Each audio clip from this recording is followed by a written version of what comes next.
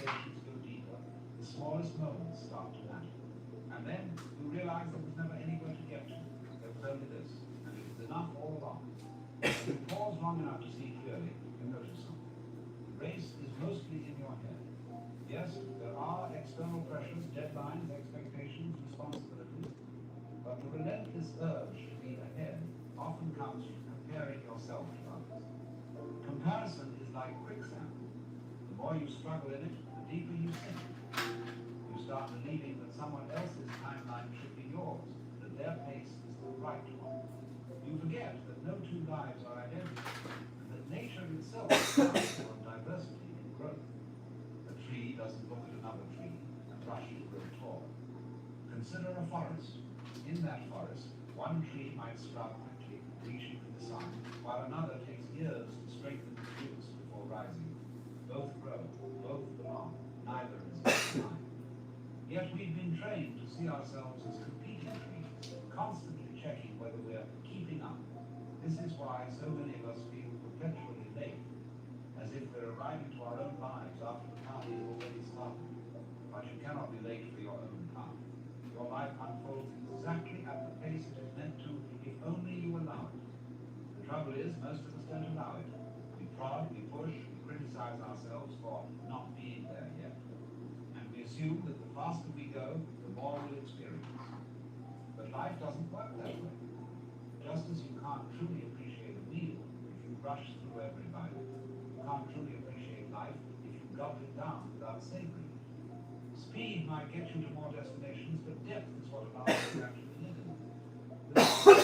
Your life becomes a slideshow you barely remember. So, how do you step out of this invisible race?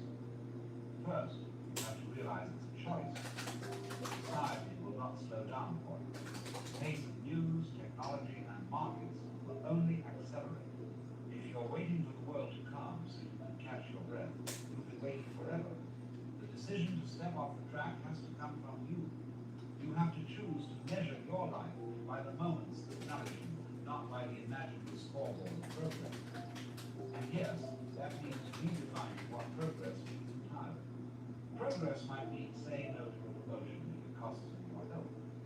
It might mean spending more time with your family, even if it means less time working. It might mean a hobby with no financial payoff because it feeds your soul. These choices will confuse people who are still caught in the race. They might even judge you, but remember, their confusion is not your compass. Your compass is whether you are awake in your own life, whether you can feel each day fully instead of letting it burn into the next. Stepping out of the race doesn't mean you abandon ambition. It means you stop letting ambition drag you by the throat. You can still strive, but you strive from a place of joy, not panic.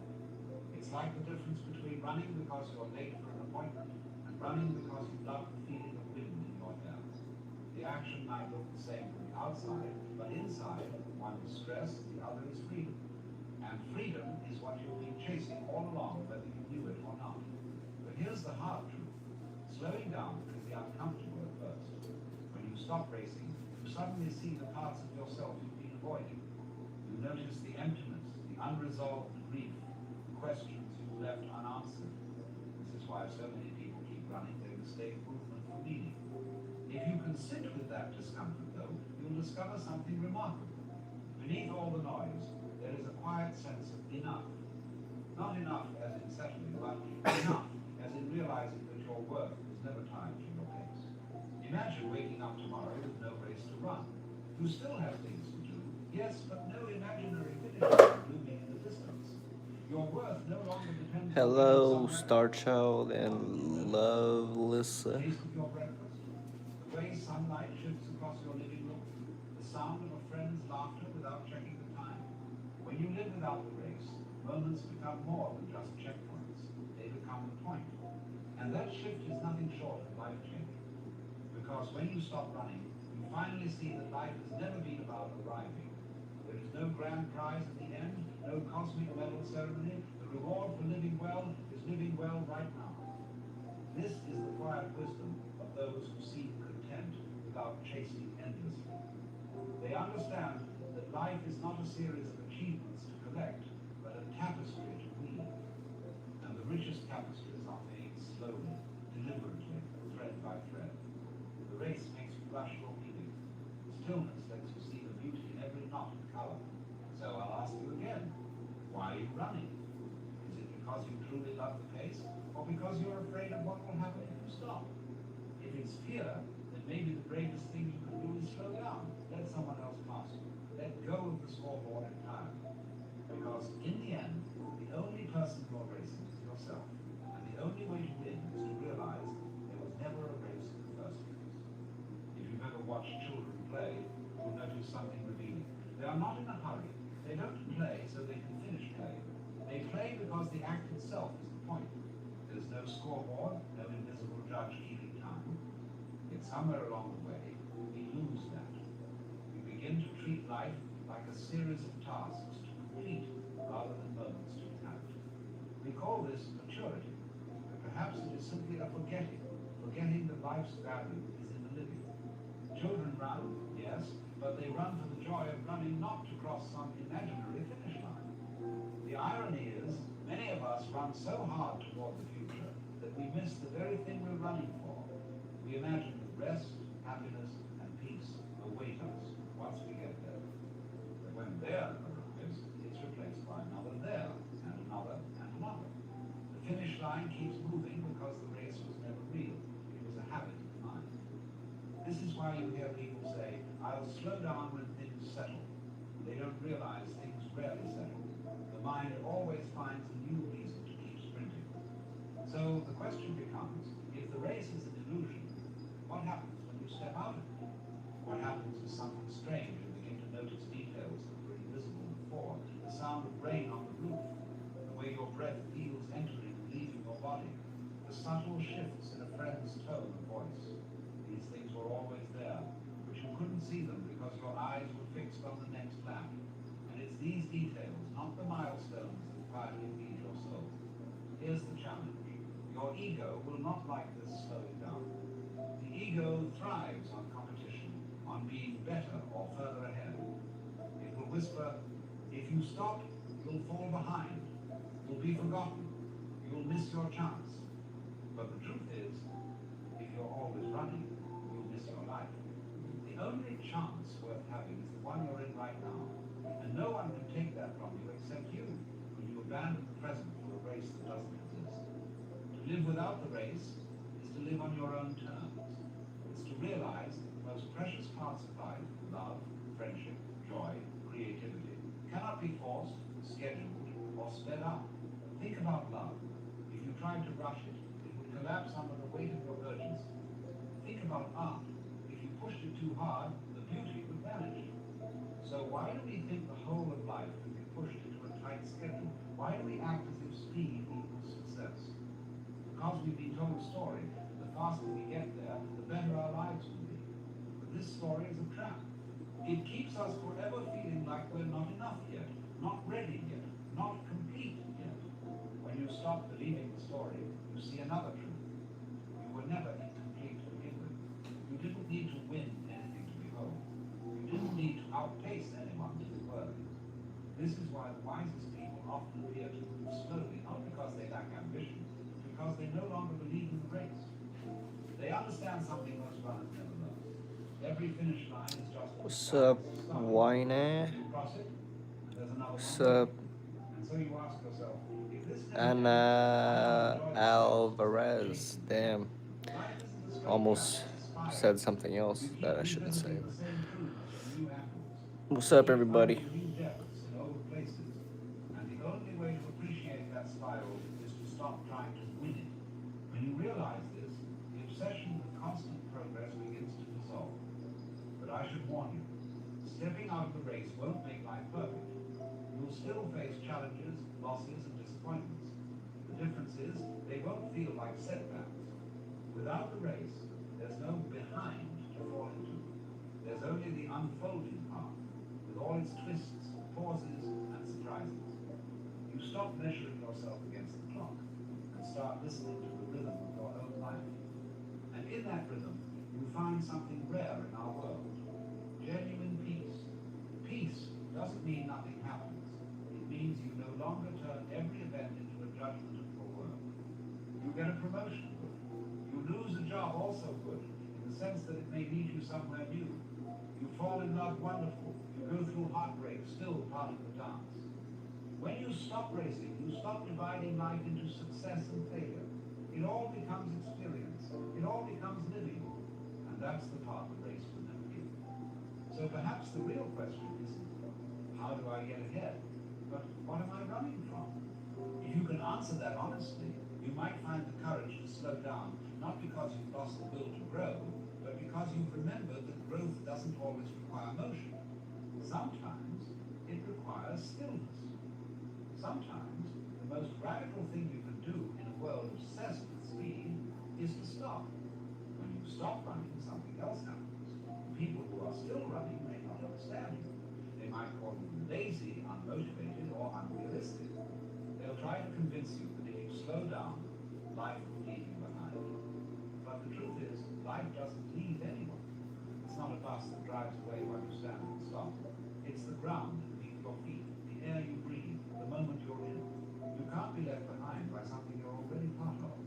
If anything, it's the constant running that makes you miss life, not the slowing down. And when you stop, you might discover that you're already where you need to be. This doesn't mean you won't have goals or dreams. It means you won't sacrifice the present for them. You'll work toward them, but without the panic of someone being chased, without the idea that your worth depends on catching them. In many ways, stepping out of the race is an act of trust. You trust that you don't need to rush to live fully. You trust that life will still unfold, even if you're not pushing it forward every second. Trust doesn't mean passivity. It means letting go of the illusion that speed equals value. It means understanding that your presence matters more than your pace. And in that space of trust, you begin to live with a deeper ease. Ease is not laziness. It's the calmness of someone who knows they are not in competition with anyone, not even themselves. Imagine waking up without the feeling that you're already late for your own life. Imagine doing what needs to be done without the constant background noise of more, faster, better. This doesn't make you less effective, it makes you more aligned. You no longer scatter your energy chasing dozens of goals at once. You put your attention where it matters, and you savor the process. It's like tending a garden. You can't rush the flowers to bloom by shouting at them. You tend the soil, water the plants, and let time do its work. If you try to pull the buds open early, you destroy them. Your own life is no different. The most beautiful parts of it unfold in their own time. And your job is not to make them happen faster, but to be there when they do. So, when the urge to run kicks in, when you feel that restless tug toward the next thing, pause, ask yourself, am I moving towards something meaningful, or am I running just to keep from feeling still? Sometimes, the stillness is what you need most. It allows space for clarity to emerge. It allows you to hear yourself again beneath the noise of deadlines and expectations. And in that clarity, you might find that the thing you were chasing was right beside you all along. There's a freedom in not racing. A freedom to take the long way home, to talk for hours with a friend without glancing at the clock, to create something slowly and imperfectly because you enjoy it. The world may not reward you for these things in the way it rewards speed and productivity. But the reward is built into the act itself. It's the deep, quiet satisfaction of actually living your life instead of rushing through it. And here's the final paradox. When you stop running, you often end up where you wanted to be all along, but without the exhaustion and emptiness. The opportunities come, the relationships deepen, the experiences arrive, not because you forced them, but because you were open enough to receive them. Life was never asking you to run. It was asking you to notice. Notice the way the morning light filters through your window. Notice the laughter in a conversation. Notice the quiet moments when you feel completely at peace for no reason at all. These moments are not in the way of your progress. They are the point of it. If you can live like this, not as a runner in a race, but as a participant in the unfolding of each moment, you will find that the need to measure your worth against speed disappears. And in its place, you will find something far more valuable. The realization that your life was never a competition to begin with. You don't need to get ahead, you don't need to prove anything, you don't need to win. All you need is to be here in the only moment you've ever truly had. And in that moment, you might discover finally that you were never behind. You were always exactly where you were meant to be.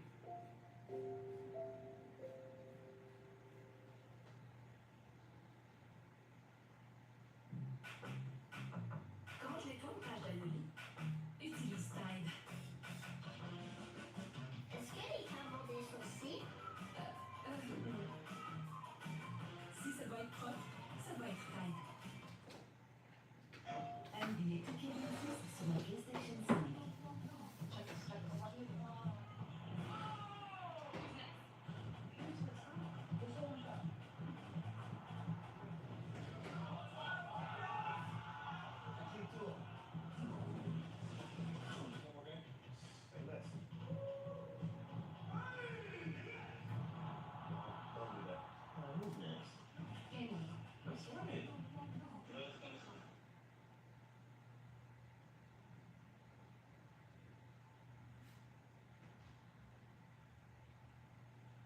Would you consider yourself happy? It is a curious question, isn't it? A question that, upon being asked, immediately sends the mind scurrying about like a startled squirrel, searching for a satisfactory answer. We rummage through the filing cabinets of our recent experiences, looking for evidence. Well, you might say, I had a rather delightful piece of toast this morning, or the sun is shining, and that's something to be cheerful about. Or perhaps the squirrel returns with a heavy sigh, reporting a litany of frustrations, anxieties, and the gnawing feeling that something is fundamentally amiss. And so you see, the very act of asking the question, of putting yourself on the spot to deliver a verdict on your own state of being, is the beginning of the problem. It is like trying to grasp a sunbeam in your fist. The moment you clench your hand, the light is gone, and you are left with nothing but a shadow. Happiness is much the same. It is not a thing to be possessed, a destination to be arrived at, or a prize to be won. In fact, the more you chase it, the more it eludes you. It's like a mischievous little imp that delights in leading you on a merry chase through the brambles of your own expectation. We live in a culture that is utterly hypnotized by the illusion of a future, a culture that has sold us a bill of goods. We are taught from a very young age to strive, to achieve, to become. We are told that if we just get the right job, find the right partner, buy the right house, and accumulate the right collection of shiny objects, then, and only then, will we be granted the golden ticket to happiness. We are, in essence, living on a promissory note, or a future joy that never quite seems to arrive. Think of the educational system. You go to kindergarten so that you can go to elementary school. You go to elementary school so that you can go to middle school, and then high school, and then, of course, college. And why do you go to college? To get a good job, naturally. And why do you want a good job? So that you can make enough money to retire, and finally, at the ripe old age of 65, you can at last begin to enjoy your life. What a colossal joke. As I've often said, it's better to have a short life that is full of what you like doing than a long life spent in a miserable way. This is the great swindle of our civilization. We are always preparing to live, but never actually living. We are like a donkey with a carrot dangled in front of its nose, forever plodding forward in the hopes of a reward that is always just out of reach. We are so busy getting ready for the banquet that we forget to taste the food that is right in front of us. And so, we are always a little bit late to the feast of life. Now, what is to be done if you find yourself in this predicament? What if you have asked yourself the question, am I happy? And the answer that echoes back from the depths of your being is a resounding no. The first thing, my dear friends, is to stop fighting it. Stop treating your unhappiness as if it were an enemy to be vanquished. The more you struggle against it, the more you try to fix your sadness or your anxiety, the more you reinforce its power over you. It is like trying to smooth out ripples in a pond with a flat iron. You will only create more turbulence. The very effort to be happy is a form of tension, a subtle violence that you inflict upon yourself. It is the I who is unhappy trying to become a happy I. But who is this I that is doing the trying? It is a ghost, a phantom, a socially constructed illusion. It is the ego, that persistent sense of being a separate, isolated individual, a skin-encapsulated ego, as I like to call it. this very feeling of separation that is the root of our unhappiness. We feel lonely and afraid because we feel cut off from the rest of the universe. So the first step is to see the futility of this inner war. You cannot win a fight against yourself because there is no one to fight. There is only the experience of this present moment, and that experience is neither good nor bad. It simply is. Now you might say, Alan, that's all very well and good for you to say. You are a philosopher, but I have real problems. I have bills to pay, a difficult boss, and a nagging pain in my lower back. Of course you do. To be alive is to have problems. Suffering is an intrinsic part of the human experience. As the Buddhists say, life is suffering. But the trick is not to let the suffering make you unhappy. Unhappiness is a reaction to it, not the suffering itself. It is the story you tell yourself about the pain, the resistance you put up against the natural flow of life. Let us take your back pain, for example. The pain is a physical sensation. It is a series of nerve impulses being sent to your brain. That is all it is. But then, the mind gets involved. It starts to spin a tale. Oh, this is terrible. I can't stand this pain. It's going to ruin my day. Maybe it's something serious. What if it never goes away? And so on and so forth. And it is this mental commentary, this frantic resistance to what is, that creates the unhappiness. So, what to do? Instead of resisting the pain, try a different approach. Allow yourself to feel it completely. Don't label it as bad or unwanted. Just be with the sensation. Observe it with a kind of detached curiosity, as a scientist might observe a strange new phenomenon. You might be surprised at what happens. When you stop fighting the pain, when you accept it as part of your present experience, it often loses its power over you. It may still be there, but it no longer dominates your awareness. This is what the Zen masters mean by chopping wood and carrying water. It is the art of being fully present with whatever you are doing, without judgment or resistance. Whether you are washing the dishes, walking in the park, or even experiencing pain, you can bring a sense of mindfulness and acceptance to the moment. And in that acceptance you will find a strange kind of freedom. There is no greater freedom than the freedom to be what you are now. This brings me to the heart of the matter, which is the importance of living in the present moment. We are a culture that is obsessed with time. We are always looking back at the past with regret or nostalgia, or looking forward to the future with hope or anxiety. We have no present. Our now is just a fleeting infinitesimal hairline between a past that we can no longer change and a future that does not yet exist. But the truth is, my friends, the present moment is all there ever is. It is the only reality we can ever know. The past is a memory, a collection of fading photographs in the album of the mind. The future is a fantasy, a projection of our hopes and fears. But the now is real. The now is where life happens. To be fully alive is to be fully present.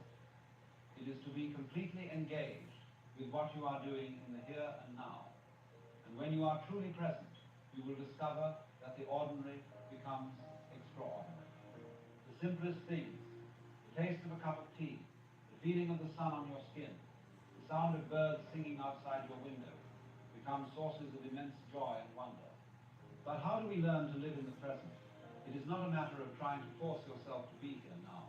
That is just another form of struggle, another trick of the ego. Rather, it is a matter of letting go of your incessant need to control everything, letting go of your worries about the future and your regrets about the past, letting go of the idea that you need to be somewhere other than where you are. One of the best ways to practice this is through meditation. And by meditation, I do not mean some esoteric practice that requires you to sit in a full lotus position for hours on end, chanting strange mantras. I simply mean the art of paying attention. Sit quietly for a few minutes each day. Close your eyes and bring your awareness to your breath. Feel the sensation of the air entering and leaving your body. Don't try to control your breath. Just observe it. When your mind wanders, as it inevitably will, gently bring it back to your breath. That is all there is to it. This simple practice, done consistently, can have a profound effect on your life. It teaches you to be present, to to be aware, and to be a non-judgmental witness to your own experience. It helps you to see that you are not your thoughts, you are not your emotions, you are not your body. You are the silent, spacious awareness in which all of these things arise and pass away. Now, I can hear some of you saying, but Alan, this all sounds very passive. What about taking action? What about changing the world for the better? By all means, take action. Change the world. But do it from a place of presence and acceptance, not from a place of anxiety and striving. The great paradox is that when you stop trying to fix everything, when you accept things as they are in a much better position to bring about real and lasting change. Think of it this way. If you are trying to build a house, you need a solid foundation. If you are building on a foundation of anxiety and dissatisfaction, your house will be a wobbly and unstable structure. But if you build on a foundation of presence and acceptance, your house will be strong and enduring. The same is true for your life. When you are grounded in the present moment, you are able to act with clarity, wisdom, and compassion.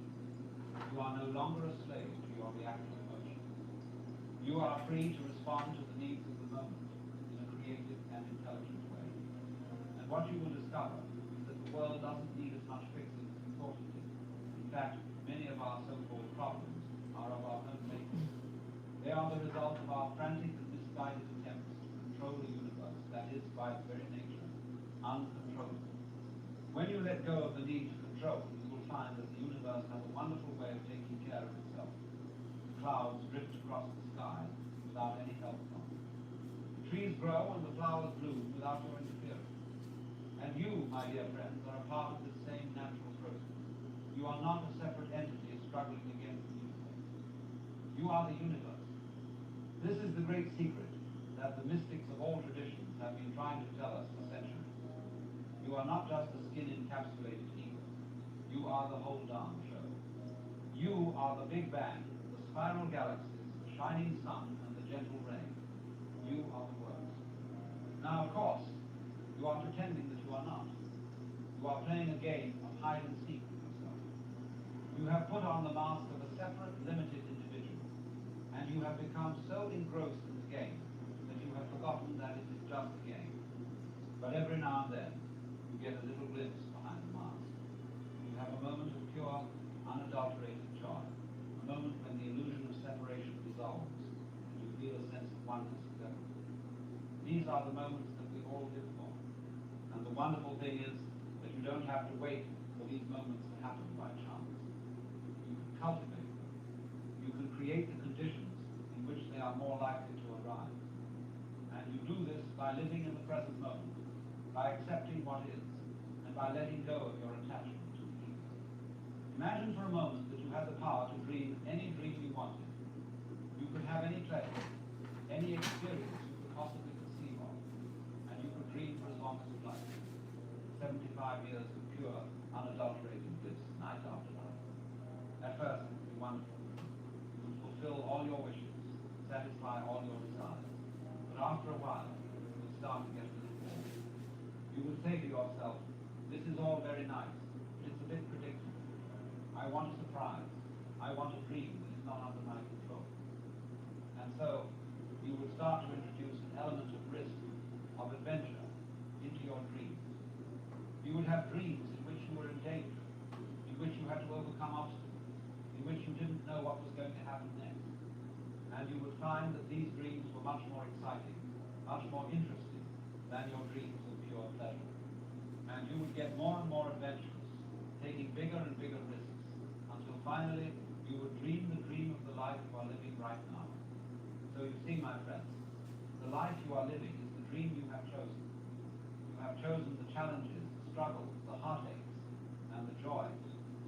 And you have done this because you knew that this was the most interesting, the most exciting, the most fulfilling dream you could possibly have.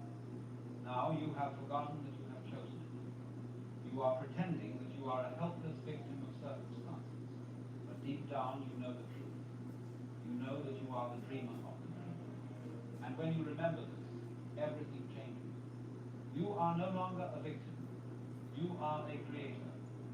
You are no longer at the mercy of life. You are life itself. And in that realization, you will find a happiness that is peace that passes all understanding.